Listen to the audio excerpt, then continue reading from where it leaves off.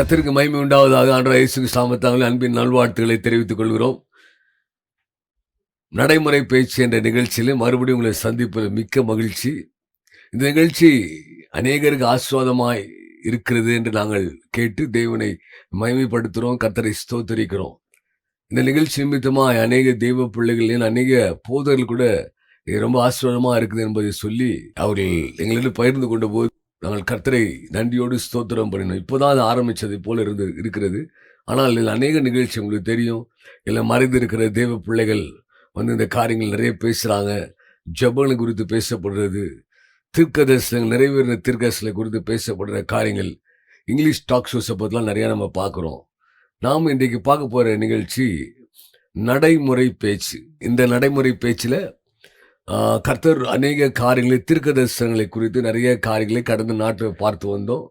இன்றைக்கு நாம் அந்த நிகழ்ச்சிக்குள்ளே போவது முன்பாக மதிப்புடைய தேவனுடைய பிள்ளைகள் வந்திருக்கிறாங்க. அவர் நம்ம சந்தித்து அவர்களோடு நம்ம பேசிவிட்டு நம்ம தொடர்ந்து உங்களோட நிகழ்ச்சி நம்ம கடந்து வருவோம்.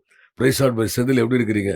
நல்லா இருக்கு. நீங்க எப்படி இருக்கீங்க? நான் கர்த்தருக்கு நல்லா இருக்கிறேன். ரொம்ப நாள் ஆச்சு உங்களை பார்த்து சந்தித்து. கர்த்தருக்கு ஸ்தோத்திரம். பிரைஸ் லார்ட் பிரதர் ராபின், எப்படி இருக்கிறீங்க? Praise lord. கர்த்தருக்கு ஸ்தோத்திரம். எப்படி நிகழ்ச்சிலாம் போகிறது, என்ன சொல்றாங்க? நிறைய பேர் உண்மையிலே இந்த நிகழ்ச்சி அவங்களுக்கு நடைமுறை வாழ்க்கையில் அவங்களுக்குள்ள இருக்கிற நிறைய கேள்விகளுக்கு ஒரு பதிலாக இந்த நிகழ்ச்சி இருக்குது அப்படின்ற ஒரு ஃபீட்பேக்கை நம்ம அவங்ககிட்ட இருந்து கேட்கிறோம். அநேகர் இதை பார்க்குறாங்க.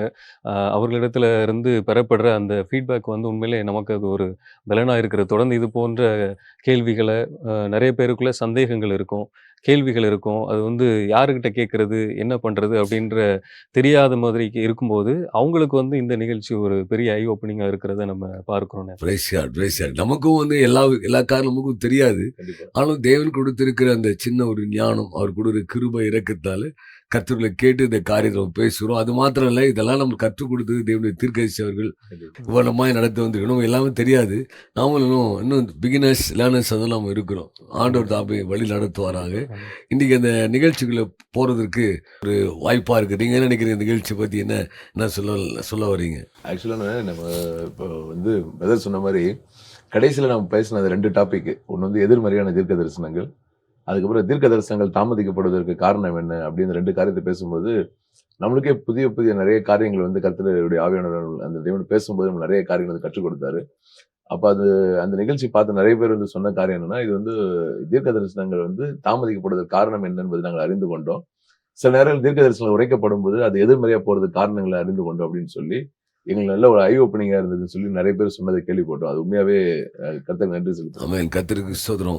கர்த்தர் ஒரு பெரிய ஒரு வாசல். இது நமக்கு இது நம்ம பேச நிறைய காரியங்களை குறித்து கர்த்தர் வெளிப்படுத்துவார். இன்றைக்கு நீங்க ஏதோ ஷூட் பண்ணிருக்கீங்கன்னு கேள்விப்பட்டோம். நம்ம டீம்ல இருந்து போய் அதை ஷூட் பண்ணாங்கன்னு கேள்விப்பட்டோம். நம்ம அந்த நிகழ்ச்சிக்கு போறதுக்கு முன்பாக அதை பார்த்துட்டு அதுக்கப்புறம் நிகழ்ச்சிகள் நம்ம கடந்து வருவோம். வாங்க நேயர்களே, நம்ம ஒரு முறை நம்ம இந்த நிகழ்ச்சி போறதுக்கு முன்பாக அந்த ஒரு சின்ன கிளிப்பிங் பார்ப்போம். ஞாபகம் இருக்கும். அதில் பிள்ளைகள் என்ன பேசியிருக்காங்க.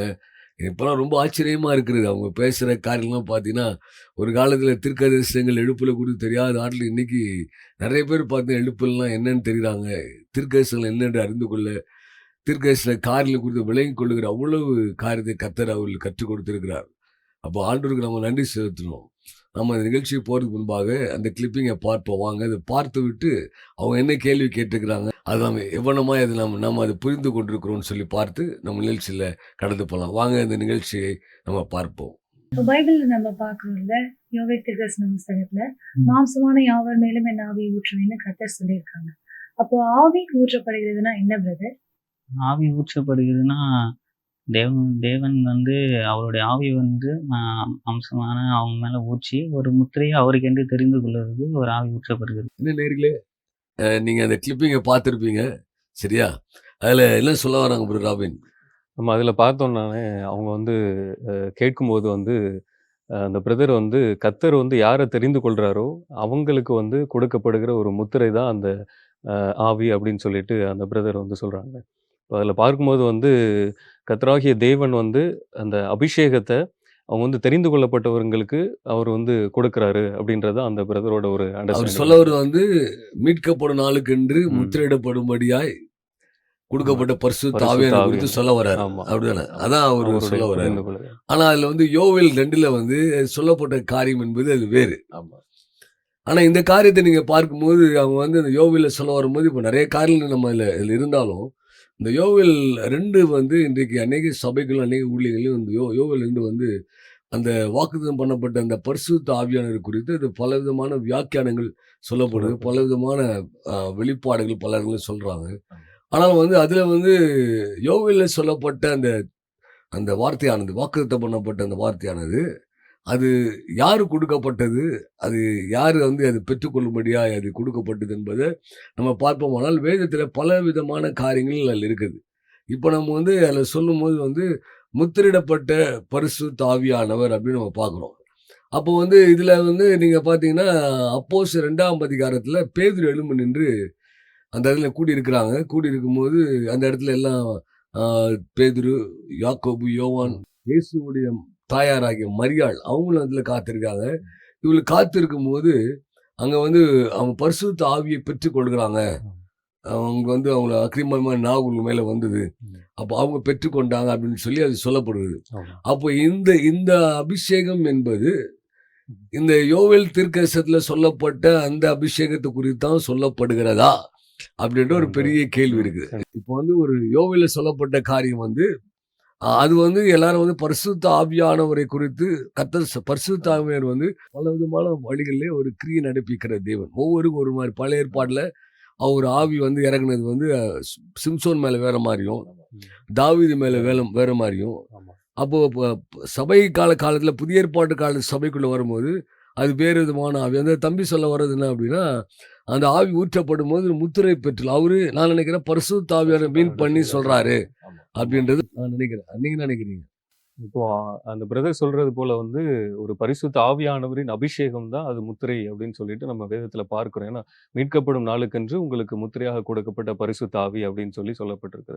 இப்போ அதே தான் வந்து பரிசுத்த ஆவியின் அபிஷேகம் நம்ம மேல இறங்கும்போது நம்ம அப்போஸ்தலர் காலத்துல பார்க்கிறது போல பேதுரு வந்து அந்த இடத்துல அது சொல்றாங்க. பரிசுத்த ஆவியானவருக்கு கொடுக்கப்படுற அந்த அபிஷேகத்தை குறித்து தான் பேதுரு வந்து ஆமா. எழுதுன்னு சொல்றாரு அப்படின்னு சொல்லி நம்ம அதை பார்க்கிறோம். ஆனா யோவேல் உரைத்தது உண்மையான அந்த அந்த அபிஷேகத்தை குறித்து தான் உரைத்தாரா அப்படின்றதான் இப்போ கேள்வி. அப்போ வந்து அந்த அந்த காரியம் வந்து அப்புறம் அந்த ஆவியானவர் வந்து அது ஊற்றப்பட்டுட்டாரா, அவங்க அது பெற்றுக்கொண்டுட்டாங்களா அப்படின்றது தான் இப்போ கேள்வி. இப்போ நீங்க என்ன நினைக்கிறீங்க? அந்த யோவேல் சொல்லப்பட்ட அந்த வசனத்தை வந்து இன்னும் நம்ம வந்து ஆழமா பார்க்கும்போது, மாம்சமான யாவர் மேலும் என் ஆவியை ஊற்றுவேன்.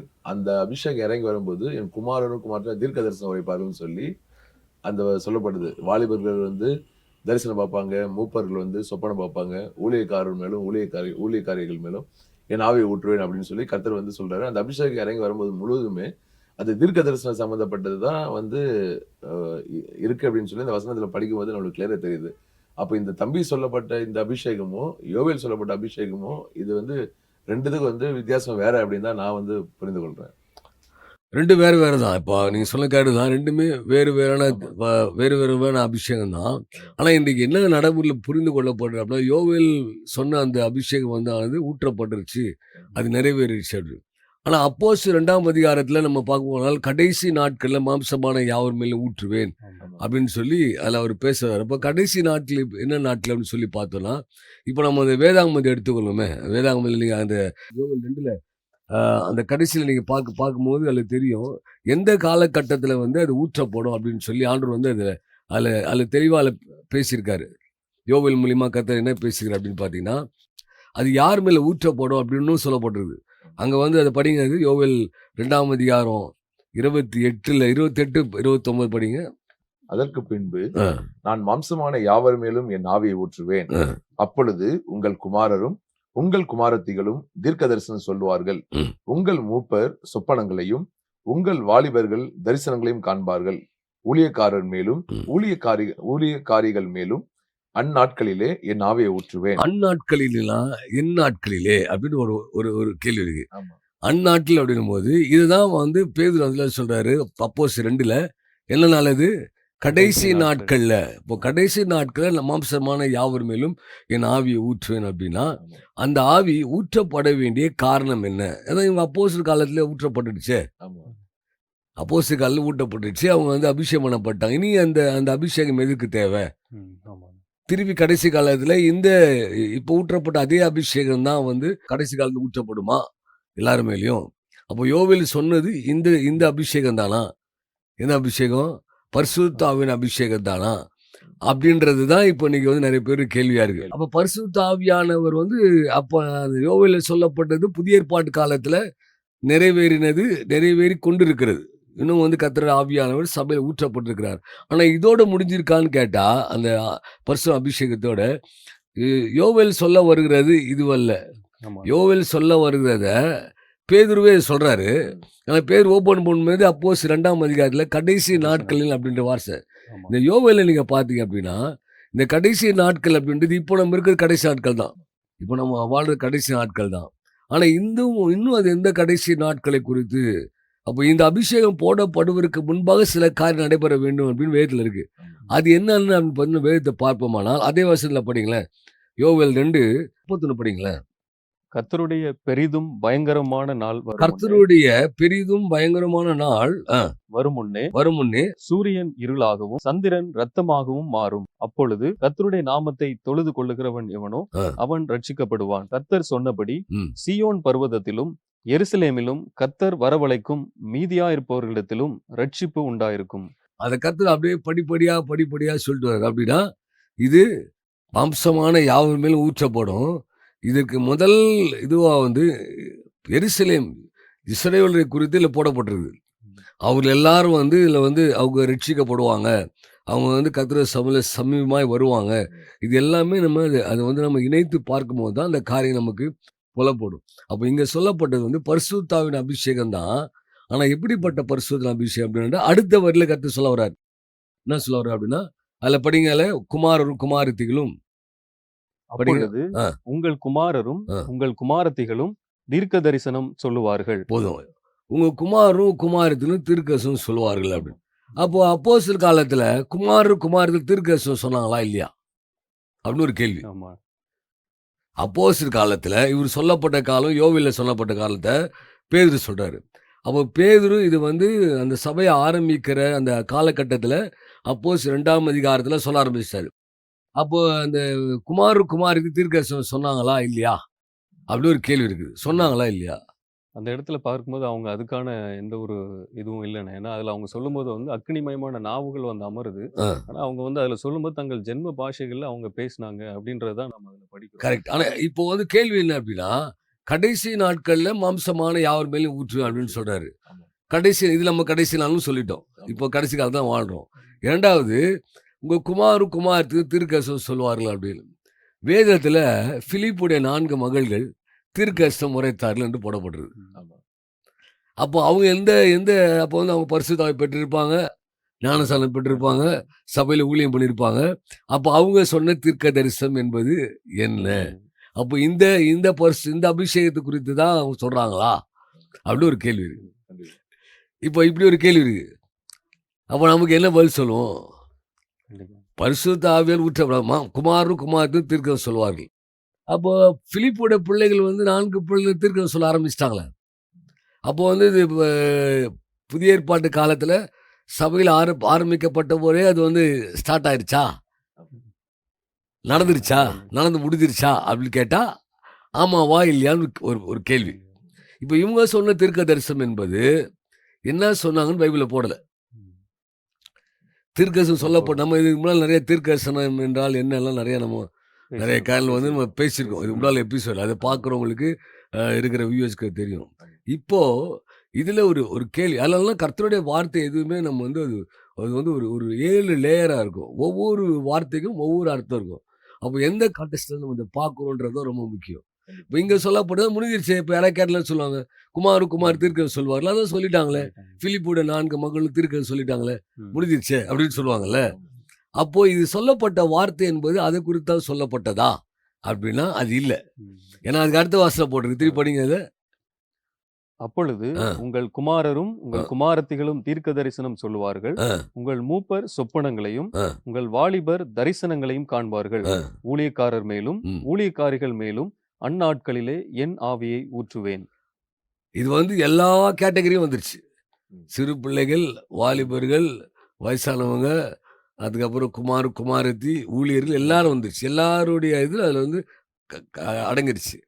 வாலிபர்கள் அந்த இடத்துல தரிசனம் பார்த்தாங்கன்னா, பழைய ஏற்பாடு காலத்துல பார்த்துருக்காங்க. புதிய ஏற்பாட்டு காலத்துல ஒரு பவுல் பார்த்துருக்காரு. 3ஆம் வானவர் எடுத்துக் கொள்ளப்படலாம் அதில படிக்கிறோம். மேல இருந்து ஒரு கூடை இறங்கி வந்த பேதுருவை பார்த்துருக்காரு. அப்போ இது ஒரு குறிப்பிட்ட பேதுருவை குறித்தோ, ஒரு குறிப்பிட்ட ஊழியக்காரரை குறித்து சொல்லல. இதெல்லாம் மாம்சமான யாவர் மேலும் அப்படின்னா, அப்ப அதுல இன்னொரு கேள்வி இருக்கு. ஆமா. மாம்சமான எல்லார் மேலும் ஊற்றுவாரா?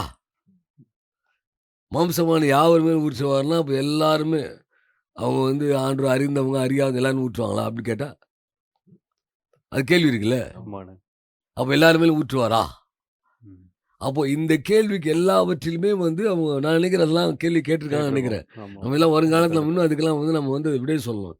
இங்க இந்த ஆவியானவர் ஊற்றப்பட்டது வந்து தீர்க்கதரிசன ஆவியை குறித்து அதுல போடப்பட்டிருக்கிறது. ம். தீர்க்கதரிசன அபிஷேகத்தை குறித்து முதல்ல அவங்க இறங்கி வந்தது அக்கினிமய நாவுகள் வந்துச்சு.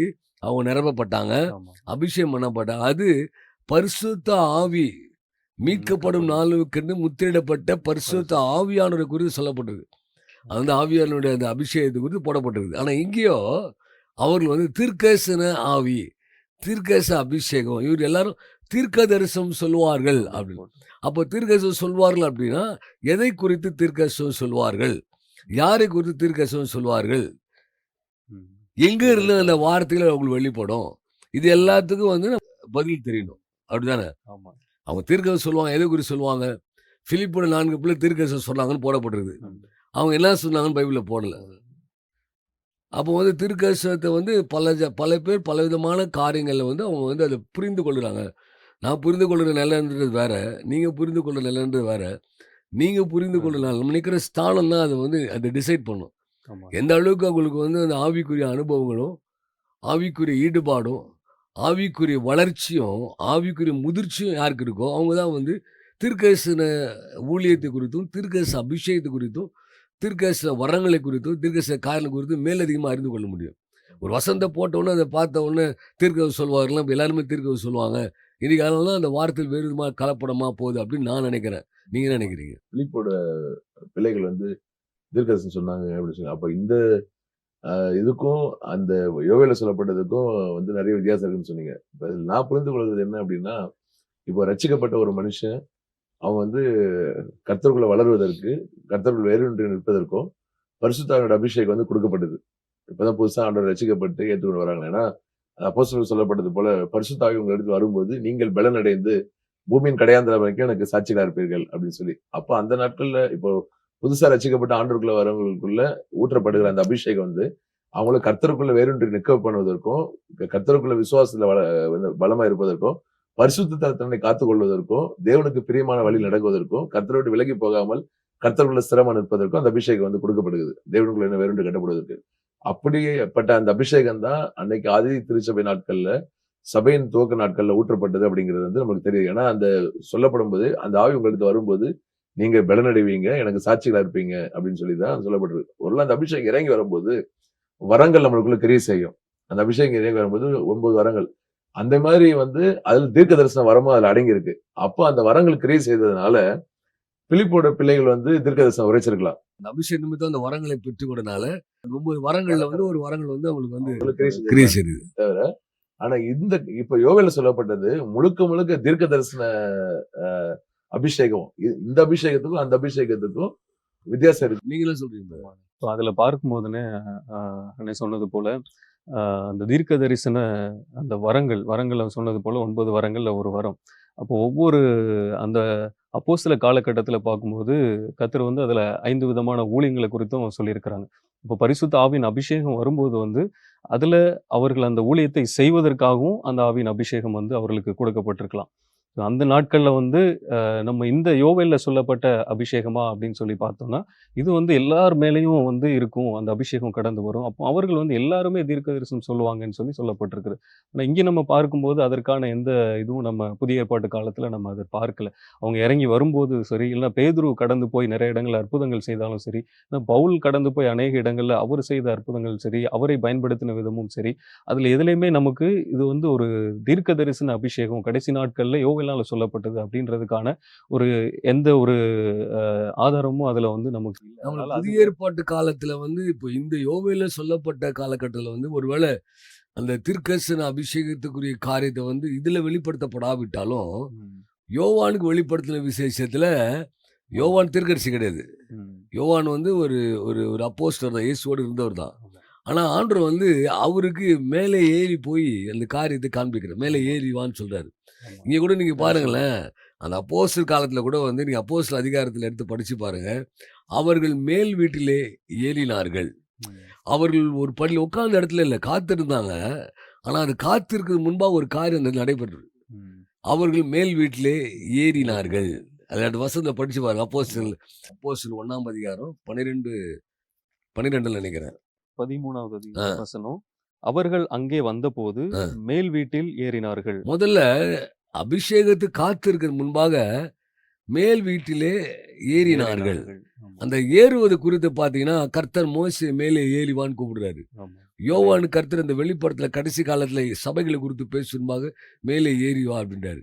முதல்ல இந்த தீர்க்கதரிசன காரியத்துக்குள்ள அறிந்து கொள்ள போவதற்கு எனக்கு அந்த வாஞ்சையும் வைராக்கியும் மேலதிகமாய் பெற்றுக்கொள்கிற அந்த தாகமும் இருக்கிறவங்க தான் மேலே ஏறி போக முடியும். ஆமா. இல்லைங்க இருக்கிற இடத்துல ஆவியானவர் ஊற்றுறாரு, எல்லாம் கிடைச்சிச்சு. இப்போ பிரதர் சொன்ன மாதிரி அந்த 9 வரங்கள்ல ஆ. ஒரு வரம் வந்துச்சு, அந்த வரம் தீர்க்கதரிசன வரம்னு சொல்றேன். உட்கார்ந்ததுலேயே நீங்க அந்த அபிஷேகத்தை கொடுங்கன்னு சொல்லி கூட கேட்டிருக்கலாம். ம். ஆனா அது முதல்ல வரும்போது அவர்கள் மேலே ஏறினார்கள். எங்கெல்லாம் மேலே ஏறி போகிற அனுபவம் யாருக்கு இருக்கோ, மேலே எழும்பி போகிற ஆண்டவர் பாருங்க, மோசே கூட மேலே ஏறி வா. மோசே 80 வயசு. ஏன்டா இங்கே நீ காமிக்கலாமா தரிசனத்தை, இங்கேயே வெளிப்பாடு கொடுக்கலாம்ல, ஏன் மேலே வரணும்னு கேட்டுக்கலாம் அவரு. ஆமா. ஆனா அவர் மேலே கீழே கர்த்தர் வந்து மோசையோட பேசினாரு, மோசைக்கு வெளிப்பாடு கொடுத்தாரு. ம். ஆனா கர்த்தர் மேலே போகும்போது அவருக்கு அதான் யோவான மேலே ஆமா. ஏறி வா ஆமா. அப்படின்னு சொல்லி காண்பிக்கிறார். ம். அப்போ இந்த மேல் அனுபவமான எந்த ஒரு வேதத்துல எந்த ஒரு மேல் ஏறி போற யாக்கோபு பாருங்க, ஆண்டவர் வந்து வானத்துக்கு ஏணி வைக்கிறார். சரியா? என்னைக்கு அந்த விஷயம் ஒரு பார்க்குறோம், அந்த மேலே ஏறி போகிற அனுபவங்களுக்குள்ள என்னைக்கு வந்து ஒரு தேவ பிள்ளைகளும் அபிஷேகம் பண்ணப்படணும் நுழையிறதுக்கு தங்களை ஆயத்தப்படுத்துகிறாங்களோ, அப்போதான் கர்த்தருடைய காரியத்தை அவங்க முழுதுமாக பெற்றுக்கொள்ள முடியும். அதில் மேலே ஏறி போகிறாங்க, போனதுக்கப்புறம் காத்திருக்கிறாங்க. அப்புறம் போய் மேலே ஏறிட்டோங்க, மேலே போய் காத்து உடனே கிடைக்கல. ஆனா அதுக்கு முன்னால இன்னொரு வசனம் இருக்குது. வாக்குத்தத்தம் பண்ணதை பெற்றுக்கொண்டார்கள். அப்படியானால் இதுக்கு கர்த்தர் ஒரு வாக்குத்தத்தம் பண்ணியிருக்கணும். ம். இப்ப நீங்க கேட்டீங்கல்ல, மாம்சமான யாவர் மேலும் ஊற்றுவாரா அப்படின்னு. அப்ப எல்லா மாம்சமா இருக்க எல்லாரும் ஊற்ற மாட்டார். மாம்சம்னா எல்லாமே மாம்சம் தான். மனுஷன் எல்லா மனுஷனும் மாம்சம். இருக்கிற மிருகங்கள் எல்லாம், பறவைகள் எல்லாமே மாம்சம் தான் இல்ல.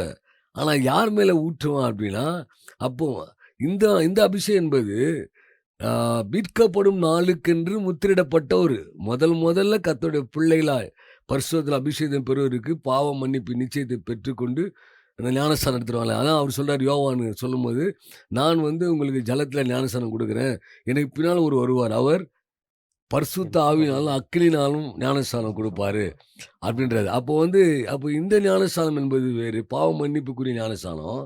இன்னொரு ஞானஸ்தானம் பரிசுத்த ஆவியானவரால் நிரப்பப்படுகிற அந்த fullness of the holy spirit. ஆமா. அது அவர் கேட்டார்ல, அந்த ஆவியர் முத்தையிடுவாரு அப்படின்னு சொன்னார்ல அந்த தம்பி.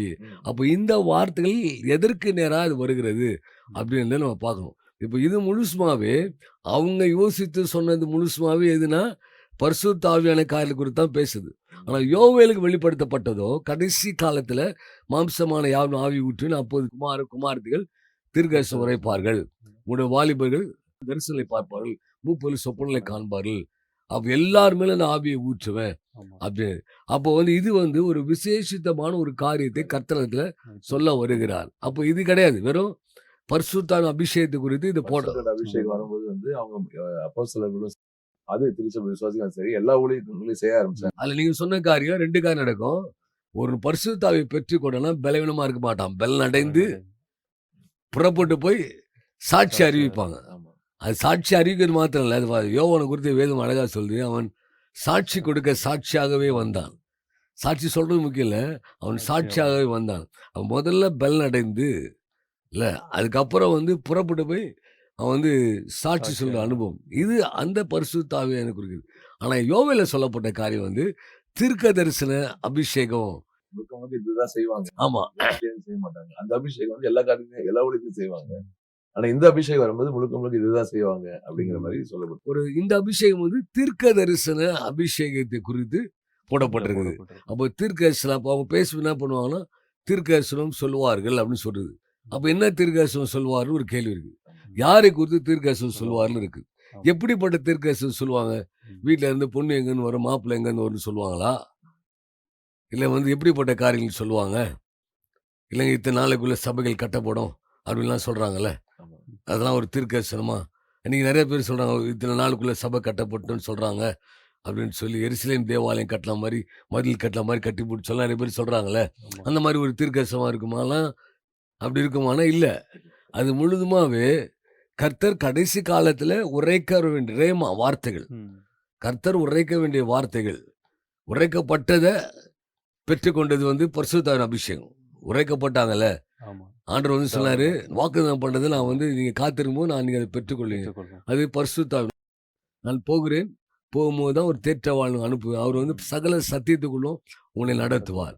இந்த ஆவியானவர் நம்மளை சத்தியத்துக்குள் நடத்துகிற ஆவியானவர், சத்தியத்தின் வழியாக நடத்துகிற ஆவியானவர். அந்த ஆவியானவர் தீர்க்கதரிசன அபிஷேகத்தின் ஆவியெல்லாம் நடத்துகிறவர். வித்தியாசம் இருக்குது. இந்த ஆவியானவர் சத்தியத்தின் வழியில், எது சத்தியம், எது ஜீவன், எது உண்மை இல்ல, நானே வழியும் சத்தியம் ஜீவனுமா இருக்கிறேன்னு கர்த்தர் சொல்றாருல, கண்டித்து விடுவாரு.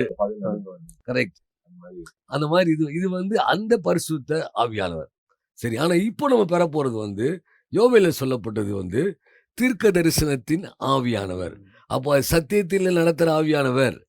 அந்த பரிசுத்த வரும்போது அவர் பலனடைந்து யூதேயா, சமாரியா, கலிலேயா உலகமெல்லாம் சாட்சியாய் புறப்பட்டு போய் சாட்சியாய் அவளை அறிவிக்குவாங்க இயேசு கிறிஸ்துவை பற்றி. அது ஆனா இந்த தீர்க்கதரிசன அபிஷேகம் என்பது வந்து இது வேற.